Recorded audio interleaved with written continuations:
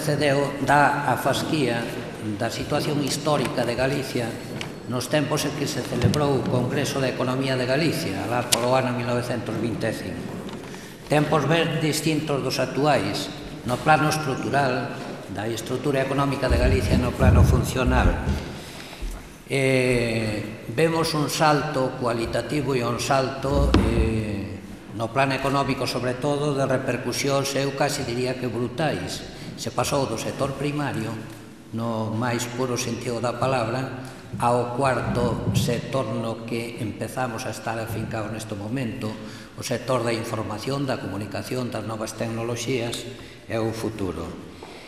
Moito ten que ver con ese futuro, decía o señor alcalde de Lugo, a universidade. Eu que botei 9 anos e medio na universidade podo certificar, na medida en que sirva de algo, que a universidade non vive de costas á sociedade, nin a economía en xeral, e moito menos a economía de Galicia. A universidade é un mundo da vanguarda en moitos planos, no plano ético, no plano dos valores, no plano democrático, no plano da tolerancia, no plano da integración, no plano do diálogo, e moitas actitudes sociais máis de carácter moi positivo, moi beneficioso para esta sociedade. Pero, sobre todo, a universidade é un mundo da vanguarda nos planos de investigación, na identificación do futuro, na identificación dos nichos de oportunidade de tipo económico no sector de servizos e, sobre todo, no que ven cara ao futuro, ese cuarto sector da información, da comunicación, das novas tecnoloxías. E quixera aproveitar, entón, estes 10 minutos facendo un enlace entre a magistral intervención do profesor Carmona e as tres universidades. Non vou a falar, por lo menos en principio, tanto da de Vigo en sí, que poderíamos facer, como do conxunto, porque na práctica e sobre todo no ámbito de economía, que o meu, son profesor de economía financiera e contabilidade, no noso ámbito en xeral,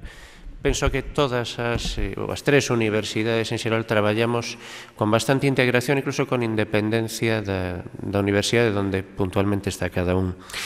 Para facer esa integración e ir desde o que nos presentaba o profesor Carmona ata as universidades actuais, vou intentar ser moi breve polo tempo, quixera decirlles o seguinte: varios dos presentes do Congreso son persoas coñecidas, falouse deles, e algunhas outras persoas moi ligadas a eles que non puderon asistir, comezaron a poñer en valor,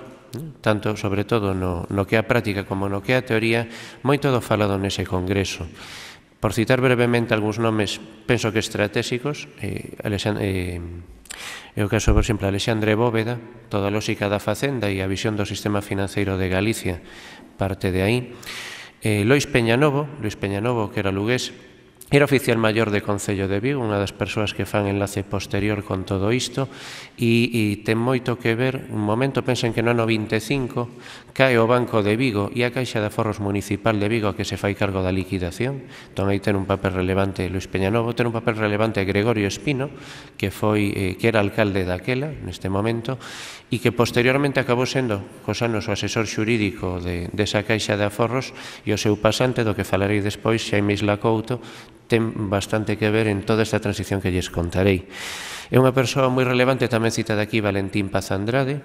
un home moi ligado a algúns dos protagonistas moi importantes, non só do Congreso porque estaban, sino sobre todo da posta en valor do dito, que son os irmáns Fernández López. Os irmáns Fernández López, como saben, non só foron grandes empresarios, sino que tal vez o que eu máis valoro, polo menos, esa capacidade sobre esta idea de utilizar para Galicia os seus propios recursos. Si ben usaron moitos, evidente na pesca con Pescanova, evidente no cemento, etc., tal vez o maior valor dos irmáns Fernández López é poñer en valor a propia capacidade intelectual de Galicia. Entón, moitas das persoas que creen en Galicia e que traballan en diferentes ámbitos acaban traballando e compartindo iniciativas empresariais e poñendo valor en todo isto. No caso de Valentín Paz Andrade, que fora abogado da Cooperativa de Armadores de Bouzas, é un dos enlaces para lanzar Pescanova. No caso, por exemplo, de Parga Pondal, e no coñecemento da xeoloxía de Galicia está despois a parte dos empreendementos que teñen que ver co cemento. No caso da investigación en ciencias e dos irmáns Isla Couto, e aquí volvemos a Xaime Isla Couto, está, por exemplo, o lanzamento de Celtia e de outras empresas, e de alguna forma, teñen esa capacidade, esa inteligencia como empresarios de usar o primeiro recurso que son as nosas propias capacidades intelectuais para poñer en valor todo isto. Polo tanto, temos desde os tempos pasados do Congreso ata os anos 40-50, anos complexos por motivos evidentes e en moitas cousas, unha posta en valor de diferentes iniciativas que estaban aquí. No ámbito teórico non son anos de gran construción, polo menos desde o punto de vista da economía galega, e precisamente quen fai de ponte é Xaime Isla Couto e é o mundo da Editorial Galaxia. Como saben, en 1950 se constitúe Editorial Galaxia como unha sociedade anónima, como unha iniciativa empresarial para poñer en valor da mellor forma posible naquela época pois o coñecemento, a cultura, a literatura galegas, e entre as moitas iniciativas da Editorial Galaxia, pois donde, como saben, estaban pois don Ramón Otero Pedrallo, don Francisco Fernández de Riego, don Xaime Isla Couto, don Ramón Piñeiro e outros moitos, hai un campo específico, igual que para a literatura se crea a colección Illa Nova, e a partir de aí comeza unha nova narrativa e unha nova literatura galegas. No mundo da economía, o que se crea a Revista de Economía de Galicia. Xaime Isla Couto, que como ven ten entronque directo con todas as persoas que citei anteriormente, é profesor de Economía e de Dereito na Escola de Enxeñería Técnica Industrial de Vigo, naquela escrita a Universidade de Santiago, e é un home que é abogado, é o asesor xurídico da Caixa de Aforros Municipal de Vigo tamén, viviu como membro das mocedades galeguistas o trato directo con moitas destas persoas e, digamos, nuclea esa capacidade de decir, vamos a transmitir todo ese saber facer e esa tradición de poñer en valor os recursos de Galicia e da súa economía en favor da propia Galicia, e desde a Revista de Economía de Galicia comeza a ter un órgano que, desde un punto de vista teórico, permite empezar a transmitir coñecemento. Desta Revista de Economía de Galicia, pense nos anos 60, trae como su director a un xoven economista, formándose como economista durante a súa formación xurídica, que é Xosé Manuel Beiras Torrado, e pouco a pouco comezan a aparecer na Revista de Economía de Galicia, adaptado obviamente aos anos 60, moitas das temáticas que se estaban ou que poderían vostedes ler no Congreso do ano 25. E, de alguna forma, unha idea recurrente, sobre todo. Temos unha serie de capacidades que non están postas en valor en favor da propia economía galega, tanto desde un punto de vista macroeconómico como desde un punto de vista microeconómico, desde un punto de vista empresarial. Unha delas, e moi sustantivamente, é un discurso recurrente, é o sistema financeiro e os propios recursos financeiros de Galicia. Outra delas é obviamente, a explotación dos recursos naturais e de enerxía particularmente, e a terceira é os recursos humanos e migración. Eses anos 60, ese final dos 60, marca tamén, e entrando nos 70, marca un cambio de etapa. De alguna forma, a revista fai de ponte entre o que sería toda esta bella tradición, bella con ollos de hoxe, e a tradición que chegaba. Nace a Facultade de Ciencias Económicas na Universidade de Santiago, e esta facultade dá entrada un relevo xeracional moi forte, e dá entrada tamén a ter un centro no que a súa lóxica é precisamente o estudo de economía. Entre os profesores que demostran que efectivamente tiñan unha preocupación e un enlace directo pola súa sociedade, non só está o propio Xosé Manuel Beiras, está, por exemplo, don Carlos Otero Díaz, desde Facenda Pública, cos seus estudos de economía galega. Xosé Manuel Beiras é tal vez no seu momento o autor máis coñecido polo trazo económico de Galicia, en pronta que deixou. Está posteriormente moitos profesores, desde o propio profesor Carmona Badía, moi posterior, por suposto, con cos estudios sobre todo de historia industrial e de historia do mar. Está o profesor Juan Ramón Quintas Seoane e tantas persoas, non vamos a pararnos ahora aquí a citar a todos, pero sí se crea unha facultade na que entendo eu que boa parte daqueles que lideran a investigación teñen unha visión clara de preocuparse polos problemas económicos de Galicia. A partir de aí un salto xeracional posterior e pasamos á situación actual. Desde unha única facultade, onde se forma a maior parte dos, non todos, pero a maior parte dos economistas de Galicia, pasamos a uns tempos modernos no que suceden varias cousas. En primeiro lugar, non temos unha facultade, temos 3 universidades e un conxunto de facultades ligadas aos estudios de economía, na que moitos de nós procedemos desa situación. En segundo lugar, a Universidade de Santiago, e non me meto aquí agora por acompañarme xa se falará, ten un instituto de estudios económicos que é interuniversitario e no que nos formamos profesores das tres universidades e no que participamos profesores das tres universidades. Houve, afortunadamente, congresos de Economía de Galicia ligados ao IDEGA e as tres universidades galegas. É unha revista galega de economía que sería retomar a tradición da revista de Economía de Galicia e, de alguna forma, creo que hoxe si existe un conxunto, non só na economía, pero si existe un conxunto de profesionais de todos os ámbitos de economía e de empresa que teñen ou temos unha conciencia moi clara de onde procedemos e, sobre todo, de que continúa, aínda que a economía é totalmente diferente a, por suposto, do ano 25 e tamén a dos anos 60, no que temos unha certa conciencia de que, efectivamente, debemos seguir valorando como poñer os recursos e o coñecemento ao servicio de economía galega. Moitas gracias. Quería retomar ese plantexamento que o profesor Carmona decía de la relación entre a universidade e a economía e tamén recordar que fai 227 anos cando se funda a Sociedade Económica do Reino de Galicia, que así se chamaba naquel momento, o seu primer director foi don Antonio Páramo e Somoza, coñecido por haber sido coengo e cardeal da Igrexa de Santiago e, ademais, reitor da universidade. A participación, polo tanto, da universidade en distintas actuacións xa ven de vello. Anos máis tardes, cando a propia Sociedade Económica do Reino de Galicia promove o primer Congreso Agrícola Galego, son numerosos os catedráticos e profesores da Universidade de Santiago que forman parte deste congreso. O propio secretario, don José Planelles, era catedrático de botánica da nosa universidade. Ben, a relación tamén, como indicaba o profesor Carmona, en relación con o primer Congreso de Economía de Galicia e a relación directa e indirecta coa universidade é forte, e foi forte, como acaba de comentar meu compañero da Universidade de Vigo, a evolución que se produce nos anos sucesivos. Eu quería aproveitar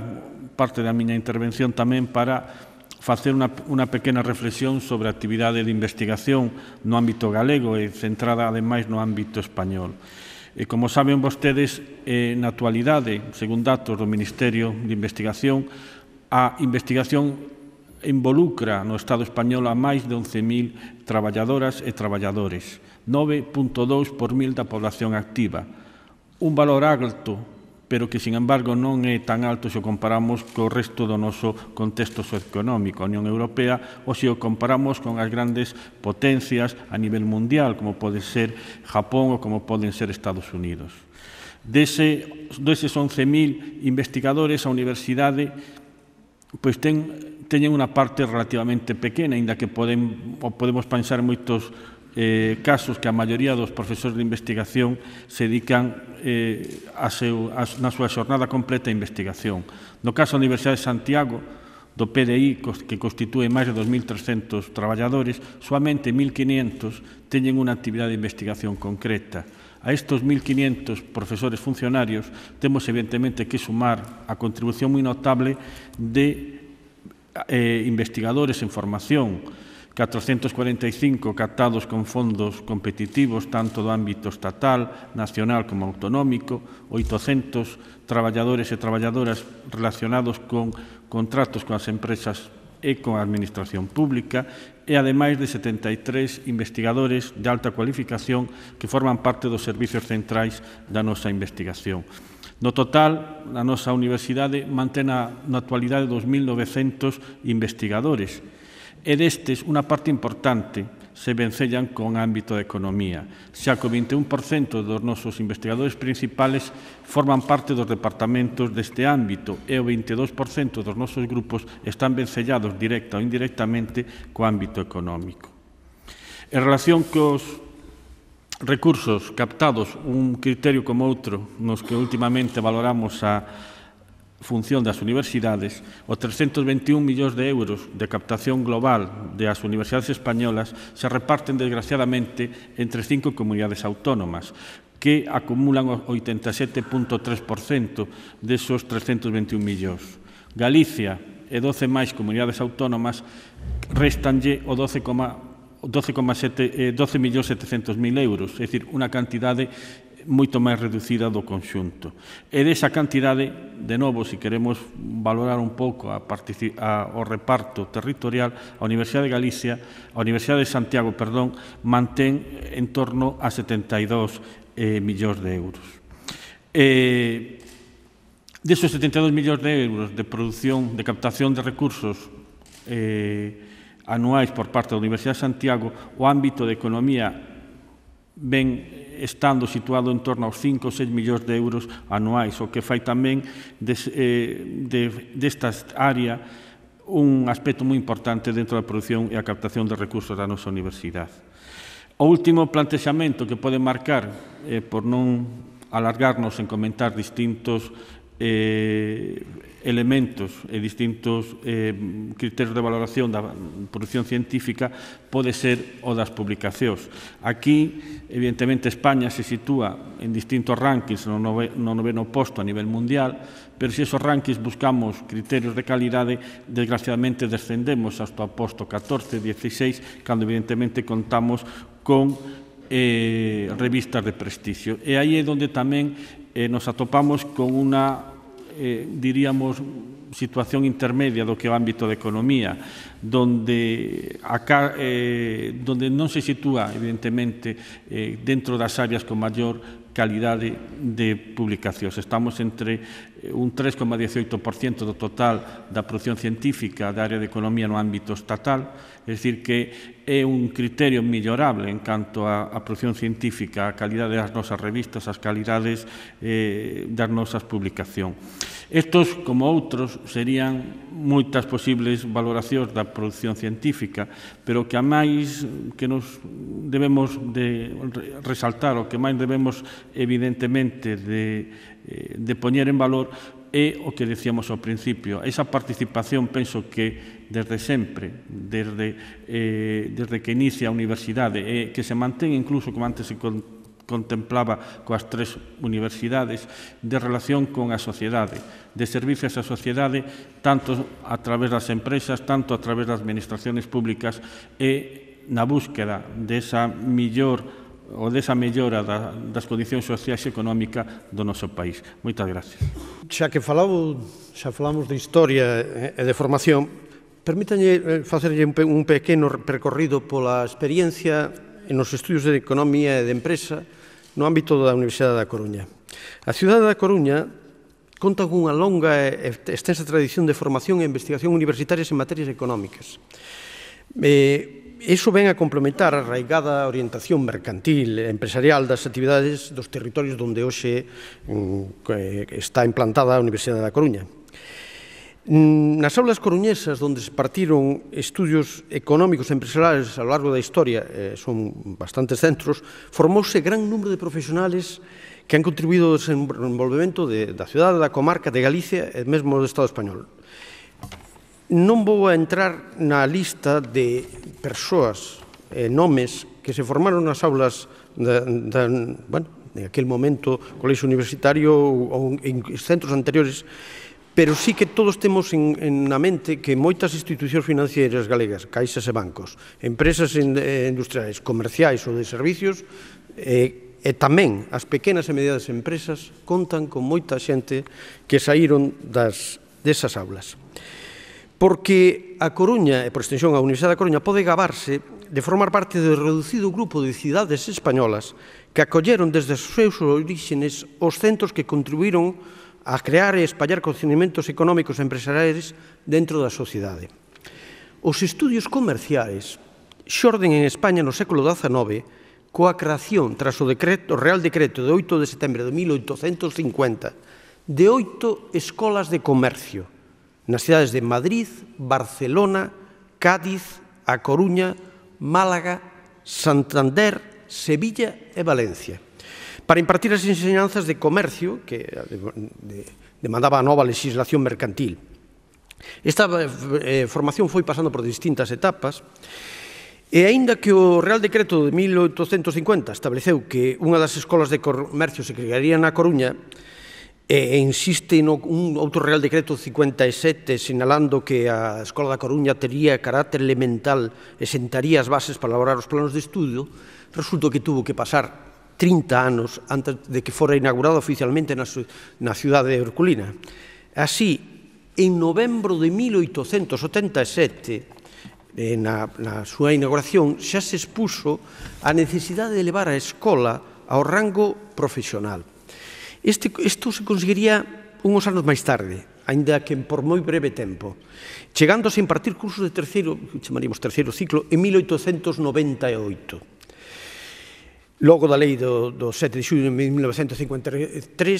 se reorganizan os estudios comerciales e se chega a equiparación dos estudios de intendente mercantil e actuario de seguros co de licenciado en Ciencias Políticas, Económicas e Comerciales, que ese era o primeiro nome, e posteriormente a creación das escolas universitarias de estudios empresariais.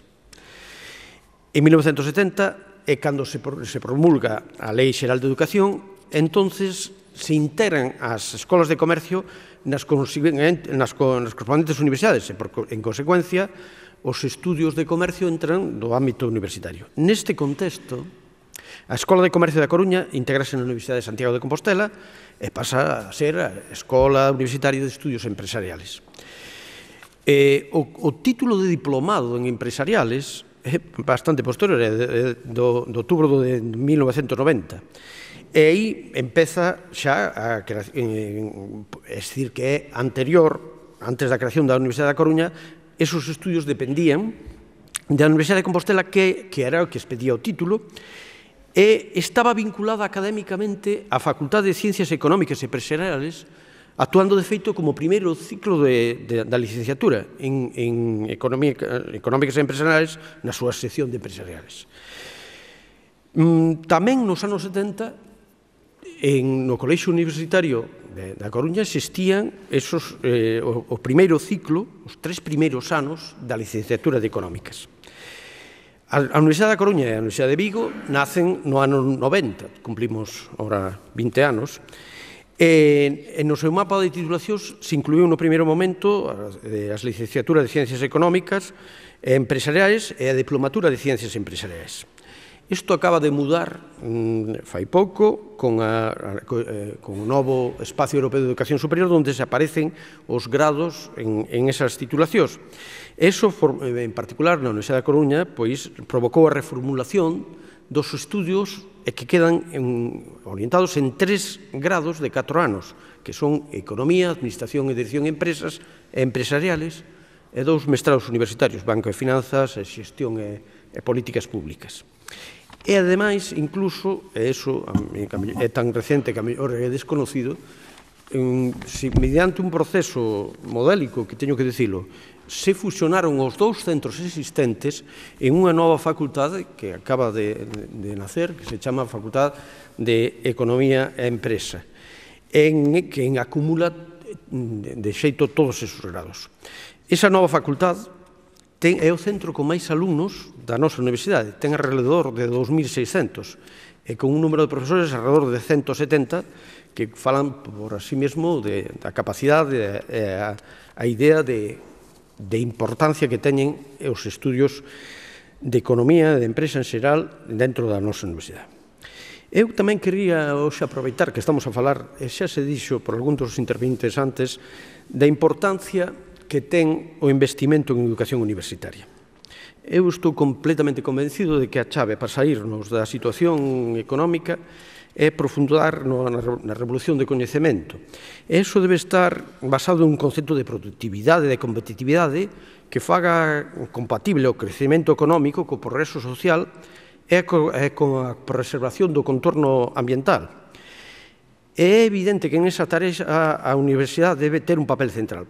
Por tal motivo, ás veces non se acaba de entender como as administracións públicas que teñen as competencias para lle darlle o pulo á universidade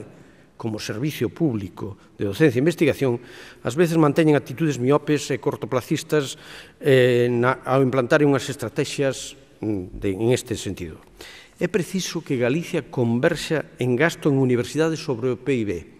tanto no contexto español como no europeo. É absolutamente necesario que o poder político comprenda que non se poden perpetuar diferencias históricas ou xerar outras novas dentro do sistema universitario de Galicia. Se dentro da colaboración dentro do sistema universitario galego e nunca dentro dunha competición tan irracional como estéril entre as tres universidades, lograremos colocar o noso ensino superior nun lugar meritorio no contexto internacional. De ser isto así, atrevo a asegurarlle dous cosas. A primeira, que o sistema económico e productivo de Galicia sería o principal beneficiado da nova situación. E, en segundo lugar, que o conxunto da ciudadanía galega vería como se incrementan os seus niveles de benestar e calidade de vida nun proceso de converxencia cos países máis adiantados do noso contorno. Eu creo que era o que queríamos hoxe expresar, eu creo tamén en nome das tres universidades, e felicitar esta conmemoración que ten importancia por seu, pero tamén hai que mirarla como unha forma de relanzar esos estudios en economía. Para pechar o acto e de xeito sinxelo, me parece que foi moi positiva a intervención, as tres intervencións que tiveron lugar a cargo das tres universidades de Galicia, que as universidades representan unha oportunidade de presente e de futuro, polos recursos económicos, polos recursos humanos que dedican a tarefas tan importantes en clave de futuro económico como pode ser a investigación. Eu coincido plenamente con canto se leva dito aquí, de que os nichos de futuro veñen da investigación e da apertura da sociedade e da universidade, da interrelación entre a universidade e a sociedade. Aí máis de máis, eu lle engadiría unha T, que é a T de transferencia,